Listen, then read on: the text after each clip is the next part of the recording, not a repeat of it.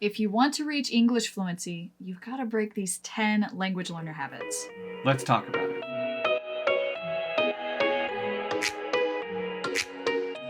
What's up, guys, and welcome to Wagwell Friends English. As English teachers, we have seen so many of our students want and strive to reach English fluency, but there are some things holding them back. We talk about shifting gears a lot on this channel, and we've also talked about how it takes so much more time to go from advanced to fluent than it does from complete beginner to high intermediate. And so these are 10 of the things that you've just got to lose. You've just got to stop doing in the advanced level in order to reach fluency in not just English, but just about any language. So number one is don't translate everything. We know, we get it, we want to be able to understand the content that is around us, but that crutch of translating everything you come across means that you will have the assurance basically from some outside source like Google Translate or Baidu Translate in order to capture the meaning. When in reality, part of language learning is not being able to fully understand what's going on around us, instead using the context clues inside the sentence and in the surrounding context in order to get the meaning. Even when you're just studying and you're just trying to figure out what these words mean in the book that you're reading, okay? We're not just talking about like you can't translate it all, but it's just you've got to stop translating in your head. You've got to stop trying to say, oh, this word means this in my language. Because as long as you're doing that, you are tied to your own language. And your understanding of English will be tied to your understanding of your own language.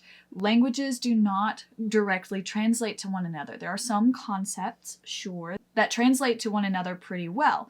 But there's a massive amount of language that just doesn't directly translate because there is a lot of cultural meaning. There's a lot of historical relevancy to these terms that cast shades of meaning. Find this in the advanced level. A lot of this has to do with shades of meaning, with nuances. What does a person feel when they hear you say a word? And of course that changes person to person as well. But if you're looking at the broader culture, there's going to be things characteristically that American English speakers understand or feel with certain words that British speakers don't, or that maybe they feel something else entirely. Our Englishes are going to be different. It's going to be very different from a completely different language. Along with that, number two is making connections to your own culture. Just like Amber said, a lot of times we want to kind of bolster the meaning of the words or the phrases that we know with meanings and phrases from our own home culture. The problem is when you have these range of meanings, yes, you have the section that overlaps, but there's significant portions of the idea of words and phrases that cannot be translated and will largely be, like she said already, kind of holding you back to your own home culture and missing out on the beauty that is the range of meaning in that other culture. One example of this I wanted to talk about is the impact that religion has on a culture. The way that culture and religion are obviously very closely intertwined in a lot of ways. As much as we want to separate church and state, especially in American culture, it doesn't change what happened in history. It doesn't change the idioms and the words that have come through and have gained a meaning through the religions that have shaped this culture. And so if you say something like salvation or to save, or if you're talking about confession or you're talking about justification, okay, all of those terms are highly colored by Christianity in American culture. Now, a Jewish American is going to have a different understanding of those words too than a Muslim American. Everybody comes from their own background, of their own religious background or non-religious background, but still, how an atheist looks at the word salvation and how a Christian looks at the word salvation is going to be fundamentally different. And so being able to make connections to your own culture and also your own religion or lack thereof, it's important to be aware of what other people are feeling and where they're gleaning meaning from, okay? Because even in American culture, a Christian person is going to be listening to the same speech in a slightly different way, or they might have more weight on certain words than somebody who doesn't have any religion whatsoever versus somebody who's a Muslim. There's going to be some differences there to be aware of, especially if you are setting out to become a speaker here, a teacher here, a politician here. Anytime that you're being a manager or you've got people under you and people that you speak to on a regular basis, it's a good idea to be aware of those things, but if you're tying everything back to your own culture, your own religion, it's going to be kind of difficult to speak well here and to connect well and fluently here. The question that some people have is, so what's the difference between cultural fluency and interpersonal communications? Like, how do you talk to your boss versus how do you talk to a culture? How do you talk to another culture? And it is a blurry line. There's a lot that gets mixed in there with it, which is also where the beauty of language comes out. Yeah. It's not just the fact that you're a sales representative and you're trying to make these sales. It's that you are, in a sense, wrestling, you're painting shades of meaning, and that you are trying to communicate, but not just in a one-to-one meeting, not just in a talk to Google Bart or something like that, but it's trying to show that you are a human and you care about this other human in a real way. Yeah, and that's what makes language so fun to learn as well. Like, this should be a joyful process, and it is complex, it's difficult. Will you get 100% of it? Probably not, but this process right here starts with not trying to connect everything back to some identical thing or something that you perceive to be identical in meaning and in weight in your own culture. The third one is studying vocabulary for a test or from a dictionary. You can start out this way to get a lot of words at the beginning, but if you're going for advanced English, you don't need to be isolating your understanding of terms to one or two meanings. You need to be understanding synonyms, you need to understand how they connect, you need to understand how they're used in different contexts. And if you're always studying for academic English, or you're always studying from a dictionary can't explain to you what a word feels like or what it sounds like to a person when you say it in a certain way or when you use it in one context over another. That's not a dictionary's job. But likewise, if you're studying for a test, that's a very specific context, and you need to get outside of that context. Also, you will likely already have a lot of the simple, basic beginner English vocabulary already memorized. So the only words that are left are going to be more difficult words with definitely deeper meanings. The fourth habit to break is sticking to textbook grammar rules. We don't. We don't. We break the rules. We use minor sentences. We use explicatives. We use statements just out of the blue. We make new words as we're speaking in order to make a joke or to stress a specific thing. We break English all the time. So if you are textbook fluent, you're not actually fluent in English, and that's an unfortunate reality. And a lot of Americans, we do accidentally break rules. We purposefully break rules, but also English is a language for us. And so a lot of times we will be the ones that break the rules, yet other people can still understand our meanings. Yeah. So that's the language that you have to be fluent in, what's acceptable, not necessarily what's proper. And what's relevant and acceptable. It will change from place to place. There are things that we do and the ways that we break rules here in the American South that they don't do in the American North. And those are great fodder for jokes. But that's one of those things for you to be paying attention to. If you are going for fluency in American English, pick a region. It will help you out quite a bit. Pick a region and stick with it for a while until you are functionally fluent in it. And then you need to be working not with textbook grammar. It's just too robotic. You can write great academic papers, but for actual connection and relevance with a person, is going to be very difficult. Number 5 is pronouncing words like the online dictionaries that you find. So for example, a lot of them will have this robotic voice that goes with it that you click on it and you say, this is how this word sounds. Unfortunately, in a sentence, in English language, when it's actually being spoken out loud, there's kind of a musical idea that goes along with it. So you hear this computer say it, you hear this dictionary show you how it's pronounced, but you don't show how it's actually felt when it's being spoken. And that's the thing that you gotta have to figure out a way that you can incorporate that, especially through the use of a tutor. Yes, enunciation, you want to be able to tell tone and convey meaning or back up your meaning with the way that you say a word. But if you're looking for fluency so that you can fit in the region that you're in, you want to be paying attention to local dialect, okay? But you also want to tune your ears to other things, to other people and the way that they speak. So America's fairly mixed. No matter where you go, you're going to find somebody with another accent as well or another dialect that's even harder to understand. You're going to get that. And so one of the things that you can do is listen. Sit and listen to videos where you can expand things out at the advanced level. But don't do that until you've gotten to functional fluency. You just don't want to sound like a robot. That's kind of the idea here. The 6th and probably my personal pet peeve habit that you should break today is getting all of your English listening input stuff from movies or TV shows or other scripted or polished media. I absolutely get so frustrated when my students who are so close to fluency, they still are relying on that crutch of watching all these movies and incorporating that directly into their English.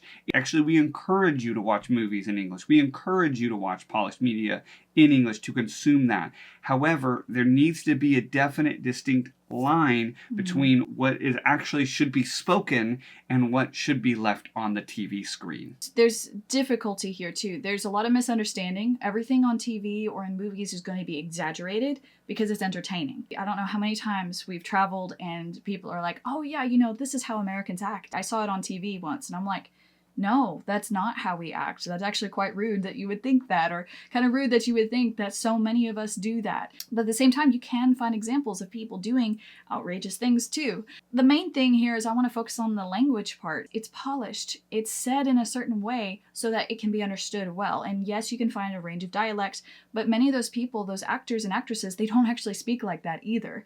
And so you've got to know that they have trained themselves in a certain dialect, more than likely not going to be exactly native or exact for that region. So you are looking at practiced people who have trained to use an accent that is not theirs in order to act in a movie that is not a real situation and reciting memorized lines. That is not natural English. It's not natural language. It is very helpful in order to hear those things and to expand a little bit of your English. But if you expect to be able to watch movies and TV shows and then go walk on the streets of America and understand people, you're in for a surprise. It's very difficult to do that. So you've got to get that natural English. You've got to be talking to real people. Listen to interviews or people that are not paying attention on YouTube to try to clean up their English perfectly, okay? You've got to get to where you're listening to people just talk. Another habit that you've got to break is ignoring paralanguage. English is not just the words that are transcribed on a piece of paper. They're not words that you plug into a machine and out comes the other side. English language. It is things that are added to that color that, and shades of color, shades of meaning. That is the most intricate part of our language that also carries the most meaning. It's the tone of voice, it's the spacing between individuals, it's eye contact, it's body language, it's facial expressions, it's pitch, it's speed, it's tone. It's all these things that wrap up in the package that is English that then you give to the other person and they understand it. If you are ignoring paralanguage for the sake of vocabulary building, you are ignoring more than half of the English language, especially when you get to fluency where you're practicing more of the expressions than the actual dictionary meanings themselves. Think of somebody in your own culture, in your own language, showing up and they speak perfectly. They speak really well, but their body language is off. Their facial expressions are off. It doesn't seem to match what they're saying. And you could tell that it's a bit awkward, a bit robotic. It's kind of forced.